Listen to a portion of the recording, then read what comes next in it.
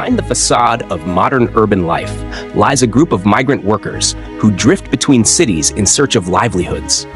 They come from all corners of the country, yet frequently confront endless challenges and hardships. According to the 2022 Migrant Workers Monitoring and Survey Report released by the National Bureau of Statistics of China in 2023, the total number of migrant workers in China reached 295 million in 2022. The average age of Chinese migrant workers is 42.3 years old, with those aged 40 and below accounting for 47% of the total, while those aged 50 and above make up 29.2%. In terms of education, the majority of migrant workers possess a junior high school education, accounting for 55.2% of all migrant workers, while only 17% have a high school education. These vast groups of migrant workers primarily engage in physical labor on construction sites and in low-end service industries. According to data from the National Bureau of Statistics of China, in 2023, their average wage is around 4,600 Chinese yuan.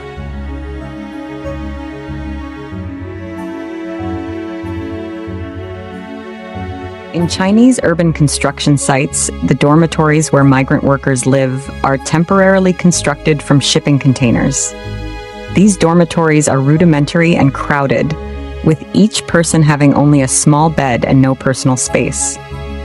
The cramped space of less than 10 square meters is filled with beds, and migrant workers curl up to sleep in the tight quarters. 出门在外赚点钱不容易啊，看看这工地要么是没活。 It's not easy to earn a living away from home. Look at this construction site. Either there's no work to do or the accommodation is too cramped. Just look at how many people are crammed into one dormitory. Dozens of people sharing one space. Some haven't even found a bed yet. How are we supposed to sleep at night? It's impossible with so many people. It's really tough. Either there's no work on the site this year, or the conditions are just terrible. Too many people.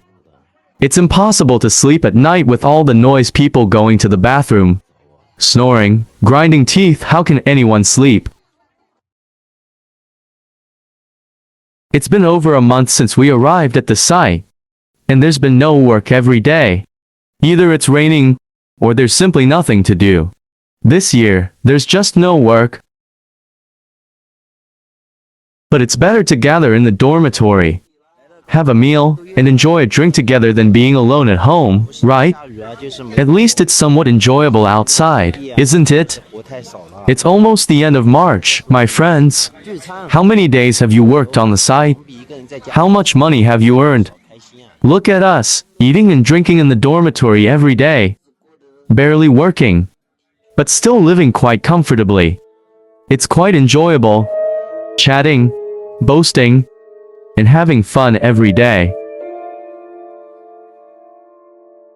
The workers' dormitories are temporarily constructed from rudimentary building materials, and in the face of wind and rain, sometimes even a gust of wind can blow off the roof.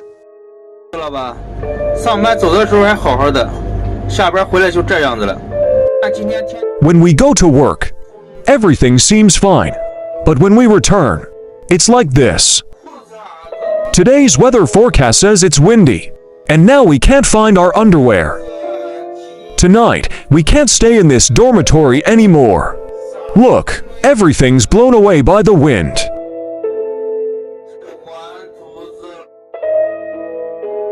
Rural residents in China make up a significant portion of the country's total population, bearing the brunt of the hardest and most exhausting work, yet often facing unfair treatment. Their living conditions are not only harsh, but their diet is also severely lacking in nutrition.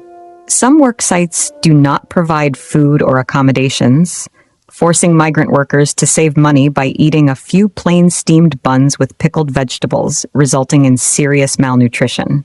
Due to a lack of basic kitchen facilities, they are unable to cook and improve their diet themselves, and sometimes even attempting to order takeout can lead to difficulties.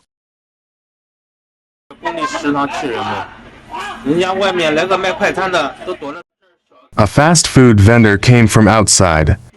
hiding in this alley, but someone reported them.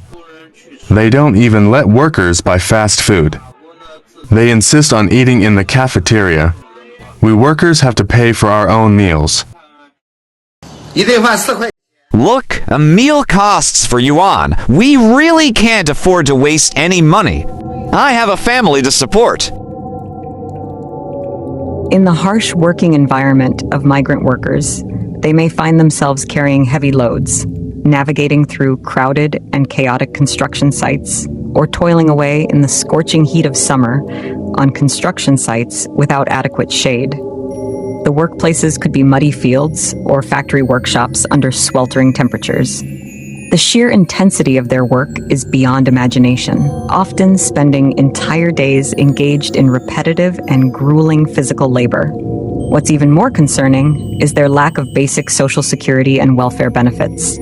Without proper medical coverage, they may not receive timely treatment in the event of injury, and may even pay for it with their lives. Furthermore, wage arrears are particularly distressing. Despite their hard work, they are unable to receive their rightful pay on time. This recurring injustice seriously violates their legal rights. 这里虽然一天一开工资，可没有那么简单。瓦工工资360。 Although we get paid daily here, it's not that simple. Workers earn 360 yuan a day, carpenters 340 yuan, laborers 200 yuan, women and laborers 170 yuan, and scaffold workers earn a bit more. Without acquaintances, the boss won't even acknowledge you. And besides, it depends on your abilities. If you're skilled, you'll have work every day, so it's all about skill. The issue of unpaid wages among migrant workers has long been persistent, with poor working conditions and challenges in seeking legal recourse posing serious obstacles for them. Employers often cite lack of funds as justification for withholding wages without providing specific explanations. The unfair treatment forces them to pursue their rights, yet they are frequently accused of engaging in malicious wage demands.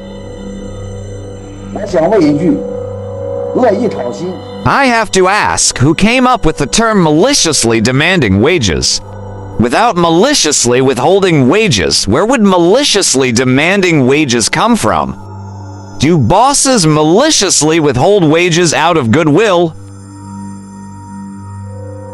Mr. Huang, as a typical representative of Chinese migrant workers, despite lacking professional education and having limited cultural attainment, bravely embarked on the journey of working as a laborer in the city for the sake of his children's education and his family's livelihood, even though he knew well the hardships and dangers along this path. They are the unsung heroes of the urbanization process, silently contributing to the Chinese economy. However, as time passes, Chinese migrant workers are forced to confront the challenges of life and retirement. The years have left deep traces on them, and the pressure of life has become increasingly burdensome.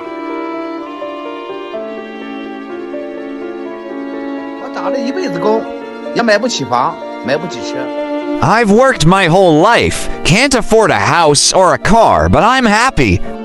I don't have to repay a mortgage or buy gasoline. Today, there's no work again. As migrant workers, it's really tough. How are we supposed to live? The term migrant worker is going to disappear soon. Our generation is getting old, can't work anymore.